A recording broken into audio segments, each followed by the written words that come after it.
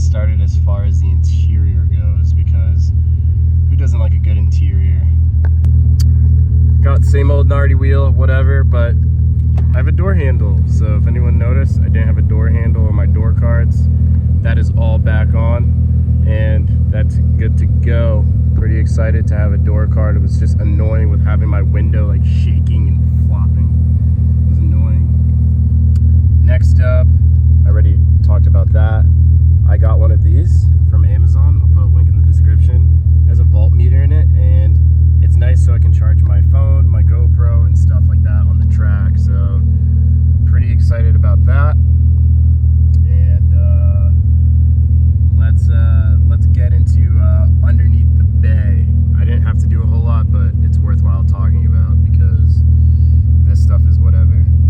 All right, good old 13B. 13B has been super reliable to me. The only thing I had to do as far as prep goes is properly to mount this fuel pressure regulator, which I will do.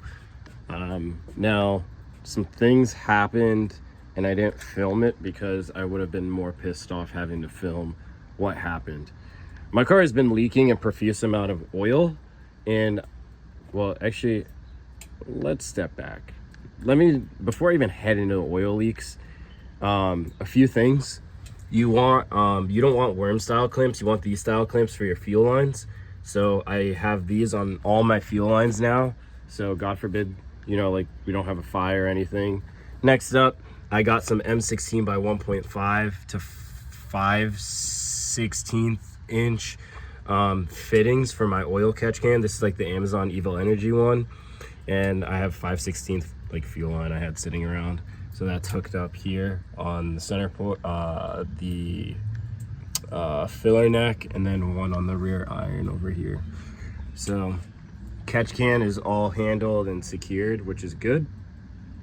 So the next thing, right? This car has been leaking a profuse amount of oil out the back to the point that when trying to pass tech at the drift event, it was a problem. So it was dripping, and at first it was dripping underneath, coming out the hole from the transmission. I was like, crap, rear main seal. So the other day, and I'll insert like photos and stuff, I literally pulled the whole transmission out and replaced the stationary gear O-ring and the rear main seal with an OEM unit because I had a crappy Atkins one. Absolute garbage, don't recommend it. So that was cool. No more oil was leaking out of the trans. Well, oil was leaking still, and this is a common place for oil to leak. So this is my oil pedestal. This is from Bonsai Racing. Now it's not a Bonsai issue at all, but there's two 10mm like nuts, and I'll insert like videos and pictures, and it was seeping. I saw oil leaking and seeping out of it. Now I replaced the O-rings and stuff when I installed this. Of course, I put brand new O-rings, but it's really difficult to tighten that 10mm nut. So I tightened it and it stopped dripping oil. Now I'm gonna make sure that's good. Throw some cardboard under there, make sure it's not leaking oil.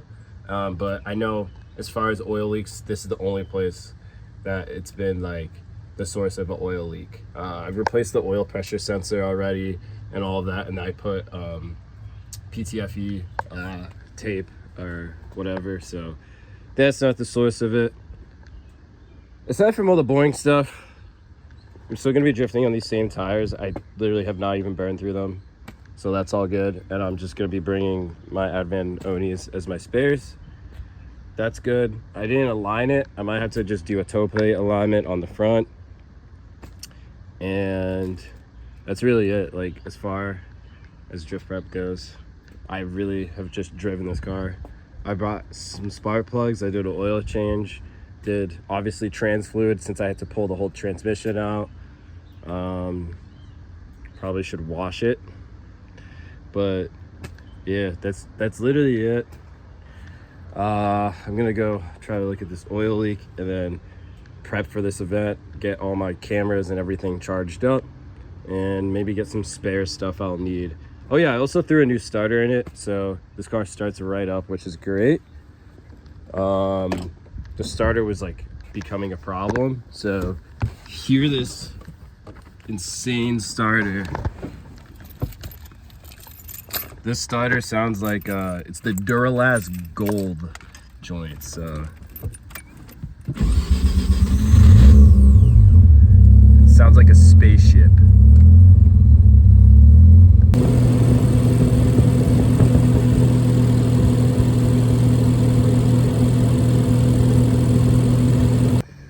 Yeah, as I said, I wasn't gonna film me working on the car, but this had to come out because it was still leaking.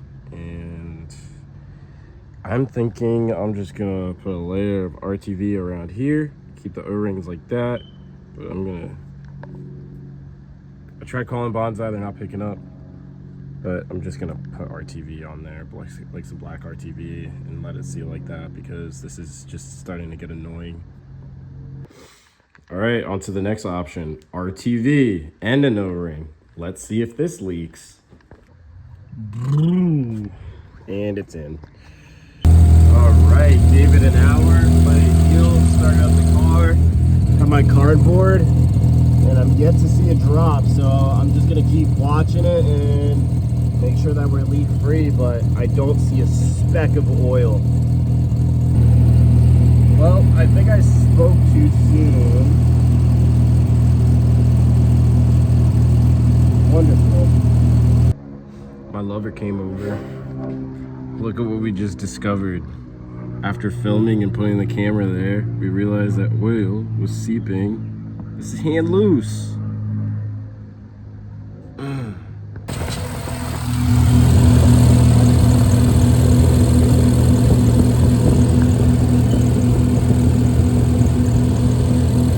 The next day.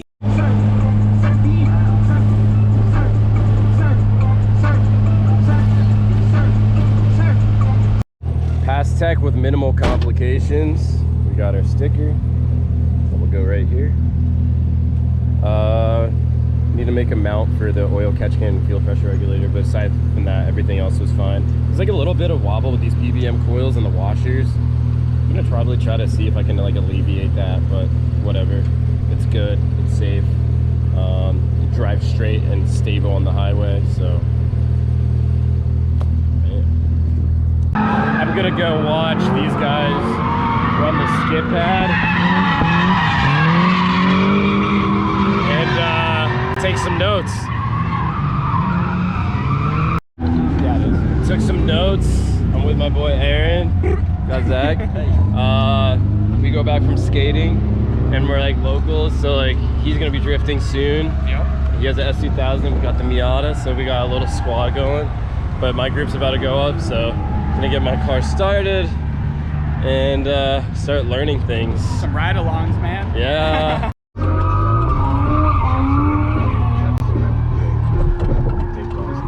on. This short shift, they're not used to it.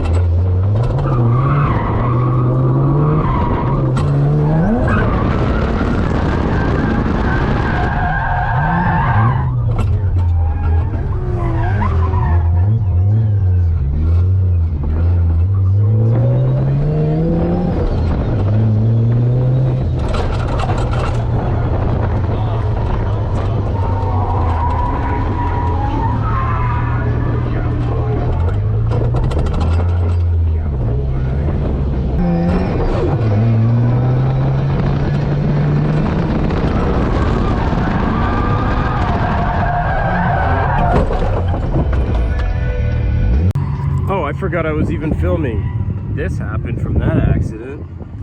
The exhaust is completely tweaked because the exhaust completely fell off, and I just had to buy whole new hangers. So, hopefully I can drift.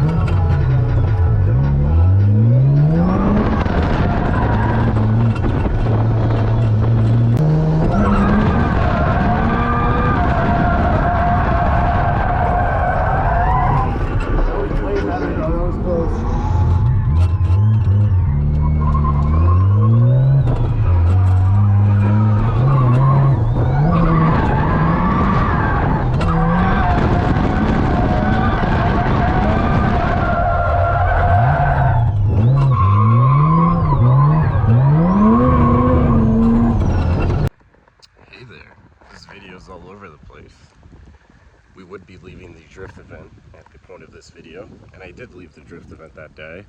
But unfortunately, after that accident, after those runs, my car did get in another accident on the track, and it was pretty bad. I'm gonna insert some photos. It wasn't good. I was a little emotional and upset. I got the car somewhat straightened out. It took quite some damage. I don't know how it drove home, but I drove it 45 minutes home. Pretty banged up, and I'll show you what I'm doing with the car and actually what happened. So here we have the car. This side, for starters, during that day, had 0 tow. And then the other side had a crap ton of tow in. Hence the reason why it was so twitchy and spinning out and having a lot of issues. Another thing I also discovered was the steering rack was not centered. So we're gonna fix that, and I'll tell you what my plan is with the car. I spent a lot of time trying to straighten this out. This whole support bent, so I straightened that out. This also bent. The crash bar took the hit. Thank God I had a crash bar on. And this is my power wire for like the fuse block and everything. That also got destroyed, essentially. It like nearly was split in half. My power steering pump bracket snapped, but it really wasn't made all that great in the first place. And suspension wise, everything held up, nothing broke on the suspension. But as you can see, my whole suspension is off right now, and I'll explain why. I did talk earlier the damage that happened to my quarter panel. So today is Wednesday, and I have a plan for all of this. I'm switching to an S5 front bumper, S5 rear bumper, getting a shine front lip, shine rear spats to cover that up, because I'm not even going to bother trying to repair it. I'm just going to seal it and run the rear spats. I've got a new fender. It's getting painted. And right now, I dropped my knuckles off to my buddy Cody. Shout out to Cody. He's shortening them. And we are going to install essentially the Villains angle kit. It's everything in the Villains kit. I actually already have the Villains inner tie rod spacers. I'm gonna pull the tie rods off, and we are going to throw on the ball joint extensions and just prep it all. So when I get the knuckles back, I just slap them on. So I'll show you guys how that all is installed, because I actually want to share this, as a lot of people are installed them incorrectly. So I'll show you guys how to properly install them to have run, so you have a proper amount of caster. They're directional on how you install them, and the direction of where the bolts go and stuff like that. So I'll show you guys how to do all of that, or the orientation of how it all goes. So the first thing I want to mention is the Villains ball joint extensions. They go two ways. So if you prop it up like that, it will stand up like this. And if I make it upside down, the two ears have a gap. You know, they're facing up. You know, like you see that gap on the ground. Wow, the gap is in the middle, right?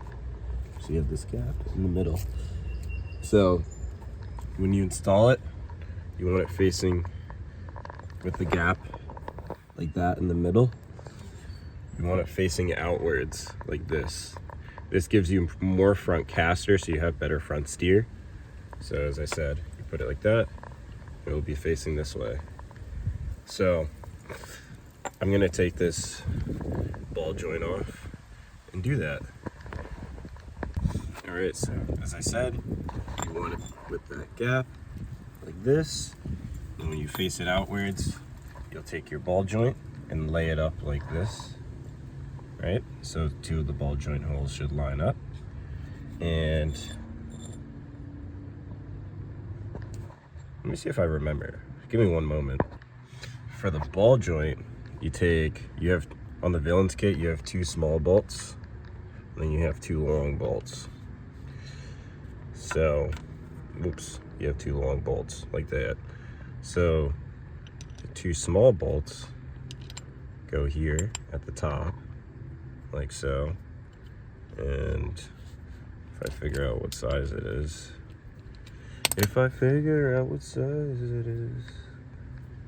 it's a 19 millimeter, at least from what Villains is giving us here. So I'll use my impact.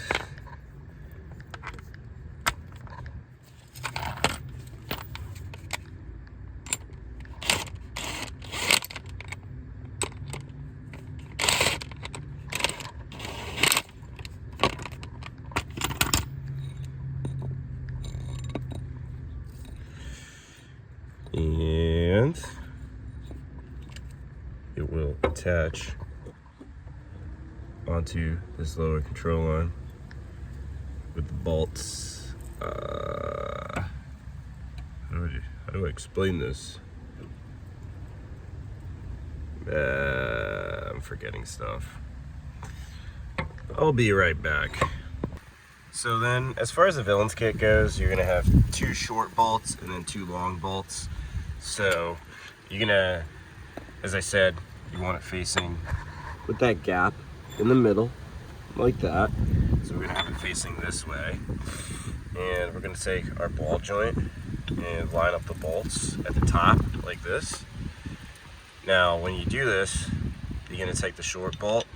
The short bolt's gonna go in the back. You're gonna take the long bolt, and the long bolt's gonna go up here in the front, right? If I can get it to thread. And I'm gonna take my 19 mil. Damn, that was aggressive. All right, we'll snug them up later. So this should stick out because it's the long one, and we have the short one in there. Then what you do is technically you should be able to align all of those. So if I recall very well, I don't remember which one's the short and which one's the long. So the short would go up front. So the short would go up front, and then the long would go in the back, like that. So the long bolt goes in the back, short bolt goes up front. So got it on. As I said, long bolt goes in the back, and then short one goes over here on the front. So they're 19 mils. I'm gonna tighten them down. And then that's how you install the ball joining extensions. And then we're gonna throw on the tie rods, and I'll get into that too. All right, now that we got the extended LCAs all on both sides, I'm gonna pull out the inner tie rods, or all the tie rods all together. Right now, I just have some clamps on the boots, so I'm gonna pull that off first and then go from there. Bam! After some work, I took the boots off of the old rack, so I brought them over. It's a super tight fit. I need to go to the store and go get some outer tie rods. I'm gonna see if I could run some Dodge Caravan tie rod boots, because those are definitely gonna fit better, because these are beefy. So you see it's like stretched out, but that's all good. Rack is all centered, and then I need to get a new bolt for the ball joint extensions. So I need to find out the thread pitch here and go from there.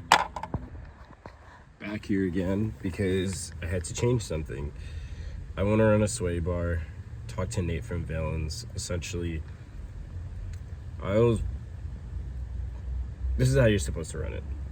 The small bolts connect to the ball joints, and you still have to face it the way I said. But the long bolts will go through the LCA blocks first, and then you connect the ball joint last. The smaller bolts, I figured out the thread pitch. It's M12 by 1.75, so that's good. I'll just go get a new one for the other side, and that way I can run a sway bar. So just a quick little PSA.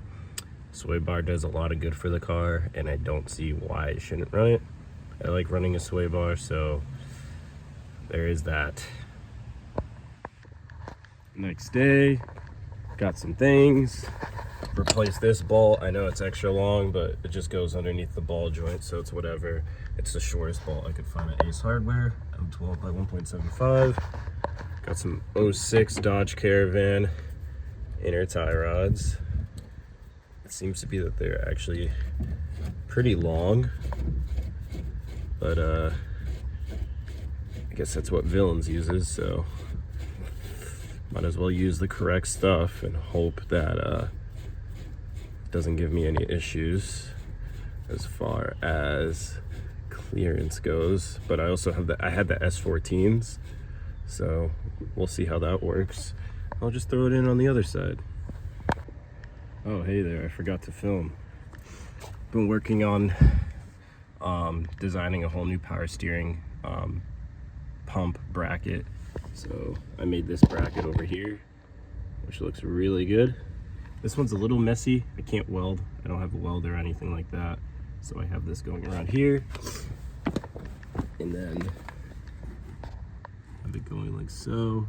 And then on the third mount, and then it mounts over here. So at least my power steering. I just need to drill the last hole. I just need to drill that last hole over there, and then we're good. Picking up the knuckles. I got the man, the myth, the legend. He's in the BMWs now. But Cody killed it, shortened my knuckles. But if you guys want this treatment, hit up Cody on the internet, Instagram. He also does a lot of Toyota stuff. Extending stuff, shortening stuff, extending stuff, whatever. He does it all, so huge shout out to Cody. Got back from Cody's pretty late. Got everything lined up, side by side. So I got my hubs, the rotors are attached to it. Gonna grease up the spindles, and this big 24 mil nut needs to be torqued to like 4 foot-pounds. It's gonna be really weird. So I'm still unsure, but hopefully I'm gonna put grease on it and then see what happens. As far as torque specs, I saw some stuff online. It was like hand loose, so it shouldn't be torqued really any further. So we'll see the technique and figure that one out. All right, so I just put it in snug by hand till just one hand, and I didn't put a bunch of pressure. So it's there, the washer. Actually,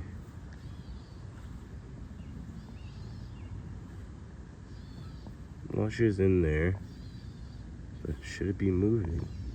Let me see. All right, we're good. Like, torque spec's like 4 foot-pounds, so I'm just gonna leave it alone like that. Throw the cotter pin in it. I got a pack of cotter pins, new cotter pin, and this cap over here. So do the same thing, repeat, and then throw it back on the car. And everything's on. Knuckles, I just need to get the bolts to tighten the ball joints on ASAP. But I just put the wheel on just to get an idea. And it looks pretty good.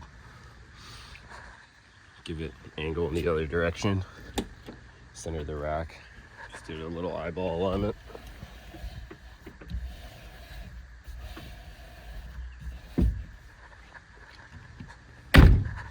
Yeah, it's definitely a difference. It's sick. Nice. Now I need to make sure it's not hitting that power steering pump on the other side. Just how to put that on. Full lock, and we have clearance. Not even touching the pump at all. So that's not a concern now. Awesome. Need to tighten all the bolts, take the wheels back off. Go to Ace and go get another one of these M8 by 1.25 bolts. Secure the ball joint to the knuckle, tighten the sway bar, do a little eyeball alignment up in the air, good to go. Car is back on the ground, still runs, raised it, try to do an eyeball alignment, leaking power steering fluid. Looks like my high pressure line decided to take a trip, so that sucks. Making a mess. I thought it was like leaking at the pump, but she's good. Looks so good. I raised the front, so the camber should be decent. Stay out here pulling my brake master because after having the car on jack stands for a few days, lost all brake pressure, there's no fluid, and I don't see any leaks coming from behind the master. It's completely dry, not a drop of brake fluid. So I doubt my master's bad because I just replaced this in August. So we're gonna be chasing our tails trying to find a brake leak. I know it's not up front and it's probably in the rear. So time to put this master back in after wasting all my time taking it out. Brake master's back in. Wonderful. Really need to figure out what's going on with this.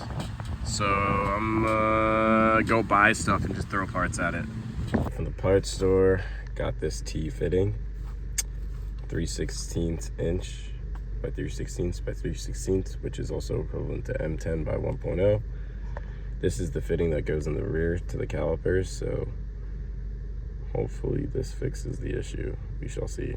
This job got a little too serious because all the tube nuts literally, this is the block that I took off, tube nuts literally snapped in there, and it looks like I'm making new brake lines in the rear, so yay. I think I found the leak location. Right rear caliper. It's leaking from somewhere. It looks like it's leaking from the caliper. I just don't know where.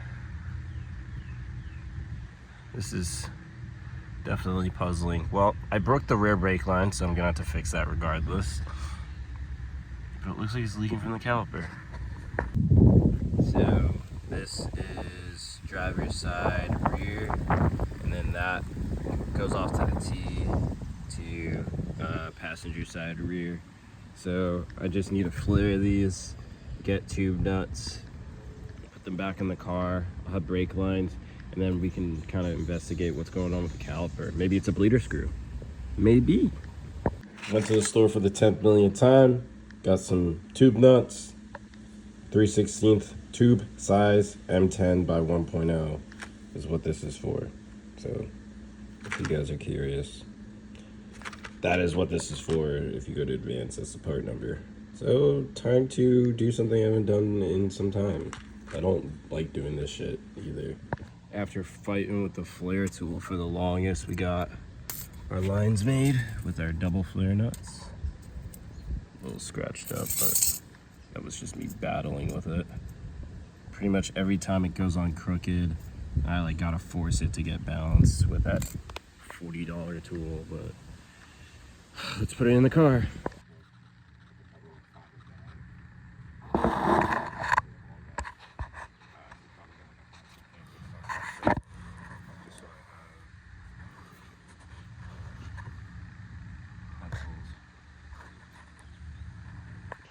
Like always, everything's a snowball effect with this car. Yesterday, I got all the brake lines and stuff made for this car. There was like one little fitting that was like not tight enough, so I kept tightening it till it stopped leaking. Tried bleeding the brakes with my manual brake bleeder, would not hold pressure at all, to realize that the rear caliper was still leaking. I think I already mentioned that. Yeah, the rear caliper was leaking. I knew it was leaking, but I didn't know it was leaking so bad to the point that the whole brake system really couldn't hold much pressure. And I ordered a rebuild kit from Atkins. Super awesome. That should be here in a few days. But I'm gonna pull apart the caliper, inspect, see what happened. Unfortunately, I don't have any spare stuff. Maybe it's just the O-ring on the parking brake side, but then there's another O-ring that goes, that seals like the piston. It's hard to see until I pull apart the entire caliper and inspect it. Because, for example, it's a square O-ring on the piston side, like that surrounds the piston from having stuff leak out of the piston. And then commonly you could also have it leak from the parking brake side. And if it is the parking brake side, I could just actually throw like an O-ring on it that I have from an assortment kit, which is awesome. But if that's not the case, I would just have to wait. But might as well take it apart and see what's up. Took the wheel off, you could literally see the brake clean was eating through my wheel, which sucks. That's just so bad. So, as I said, it's not leaking from the banjo or the lines, which is whatever. I know it's leaking from the caliper from further inspection, so we're gonna have to just take it apart. Items. 6 power steering line for my power steering. PBM camber arm with all of these tingies with their spacers. Got toe links, toe arms. Let's see how this thing, this is gonna transform the car, hopefully. Hopefully. Look at that view. Oh, hey there. A day later, putting these parts in the car after I've been battling this for maybe, 6 hours. Everything's finally in. It's kind of a pain in the butt, hence the reason why I didn't film it. This sucks, but for the most part, it's all done. I just need to hook up the sway bars, and the brake lines are still leaking at that T. The brake caliper rebuild kit didn't come in today, so that's a problem for tomorrow. Got the PBM toe arm lateral rods, and then if you see, we got the camber links in there. That was a pain in the butt to put in. And we got the camber arm and everything all in. We love to see it. So yeah, back on the ground for now. Have to jack it back up to put the brake caliper in, and then attend to the brake line if I have to re-flare it, because I feel like the flare is the leak. But it pulled out a crap ton of camber. I had like negative 3.8 to 4. It pulled out nearly all of them. So if you guys understand, I bought the camber links, which a lot of people ignore. The camber links pull out the most when it comes to the camber, and the arms also help, of course. So I got both of them so I can achieve like 0. But please don't look at my quarter panel, but that's like 0. That is nearly dead 0. I mean, it's a little camber. I can see it by eye, but that is insane. That is so insane. Obviously, I'm back doing my brake lines again because I forgot. I didn't flare it properly, and I'm fighting with this tool, but let's see if I can get it close up. It's the best I'm gonna get it. It's not the worst. These ones came out better.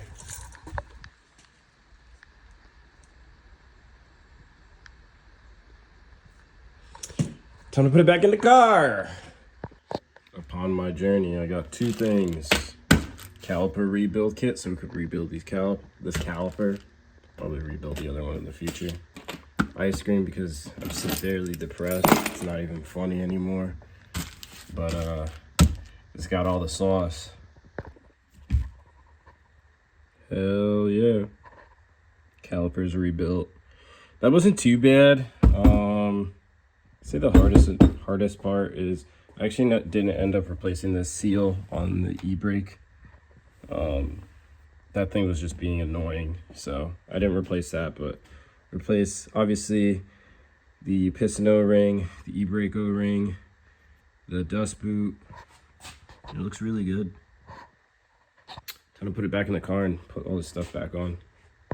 Got the caliper back in, and I didn't film, but I just started bleeding it, and it bled so much better with my vacuum bleeder. I'm heading over to the other side, but this was super worth it, especially for 40 bucks. If you guys are having weird braking issues or losing fluid and you've replaced your master like I did, most likely your caliper is leaking. Sometimes it's hard to tell. Caught it, and then also doing these lines was definitely worthwhile. Definitely doing the lines.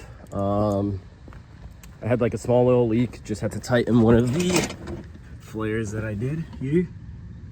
I also need to secure that to the chassis. The chassis point kind of ripped out, but I have a plan for that. So I'll just do this corner, keep bleeding it, but the brakes feel great. I already tested the pedal after doing just one corner. Day and night difference.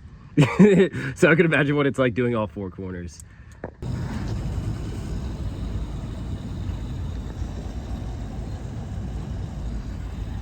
Yeah, it drives.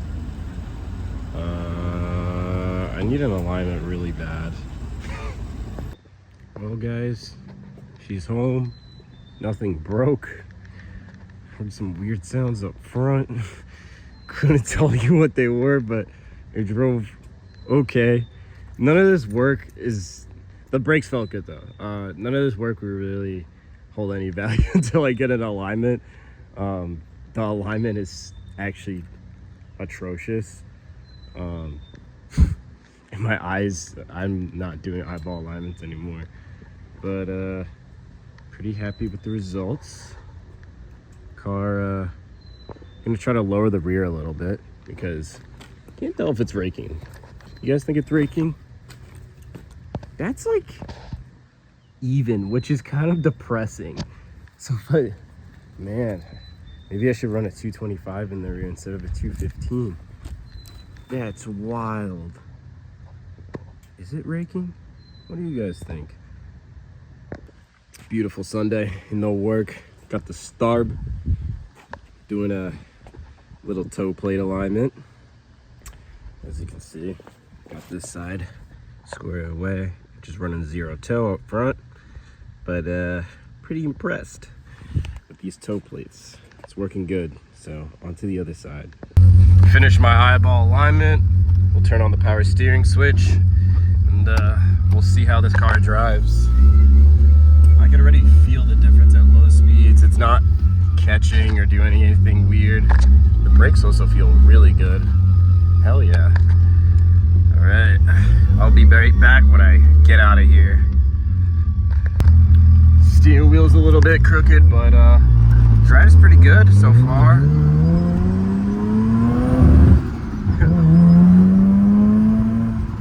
Hell yeah, it drives good. It's not even moving anywhere. Oh!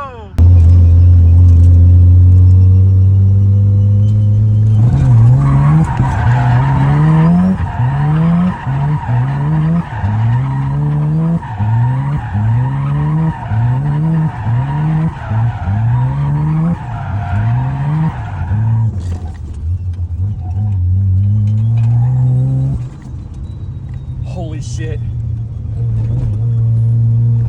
So as you guys can see, car drives pretty good.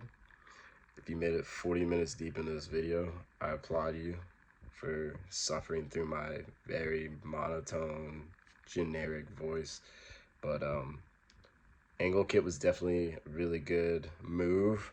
For anyone that's starting out drifting, just a good alignment helps. I just never really had a good alignment, and maybe rack spacers. FC stock angle is pretty bad. It's arguably worse than a C5 Corvette. So if you guys are trying to get into drifting and don't want to cut your knuckles right away, maybe try like some PPM rack spacers, OEM alignment. Arms in the rear help a lot because these cars are super twitchy. But yeah, I'm pretty excited. Got a drift event on June 17th or 18th, or I don't even remember. 17th. So there will be a video for that. And if you guys enjoyed the video, thank you for watching and sticking through. I know a lot of people enjoy the channel, and shout out to everyone that watches the channel and comes up to me at events. It really means a ton to me. And you guys have a wonderful day.